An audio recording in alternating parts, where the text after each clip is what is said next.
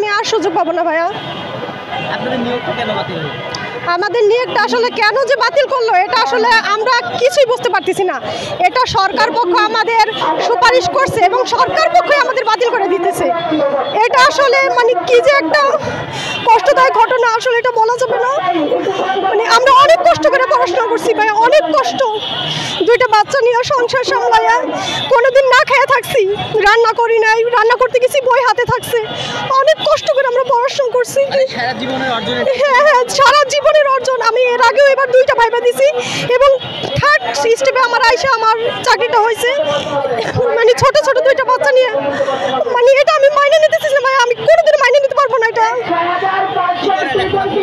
জি, আমি এখন সংসারই করতেছি এবং এই চাকরির জন্য আমি এতদিন প্রিপারেশন নিয়ে এবং এখন সিলেক্টেড হয়েছি।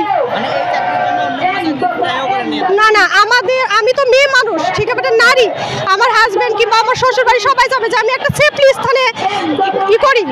সেক্ষেত্রে আমার শিক্ষকতা বিষয়টাকেই সবসময় আমার শ্বশুর বাড়ি আমার হাজব্যান্ড সাপোর্ট করেছে। সেক্ষেত্রে আমরা মানে শিক্ষকতার বিষয়টা আমি সবসময় এই চাকরিটা ক্ষেত্রেই মানে অ্যাপ্লাই করতাম আর কি। আর শিক্ষক নিবন্ধনে সেখানেও আমি বিলি টিকছি, কিন্তু আমি রিটেন দেই নাই, যেহেতু আমার এই চাকরিটার প্রতি আশা ছিল এবং আমি পরীক্ষা ভালো দিছি, আমার ভাইবা ভালো হয়েছে, সেজন্য আমি নিবন্ধনের ভাইবাও দেই নাই ভাইয়া। হ্যাঁ হ্যাঁ, না না না ভাই, আসলে আমি জানি না আমি কি করবো, আসলে আমি এটা মাইনে নিতে পারবো না। আমার মানে মরণ ছাড়া কোনো উপায় থাকবে না। আমার ছোট ছোট দুটো বাচ্চার ভবিষ্যৎ মানে একেবারে অন্ধকার হয়ে যাবে। আমরা ফরিদপুর জেলা চরবটেশ্বর উপজেলা থেকে আসছি। না, আমি আসছি, মাঝে মধ্যে আসছি, আবার গেছি, আমার বাচ্চারা তো বাসায়, আমি আজকে আসছি এবং কয়েকদিন আগেও আসছি। রেগুলার থাকা তো সম্ভব না। সেহেতু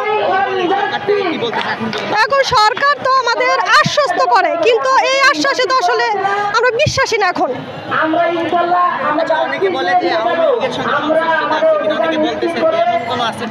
না ভাই, আসলে আমি এই বিষয়ে অবগত না।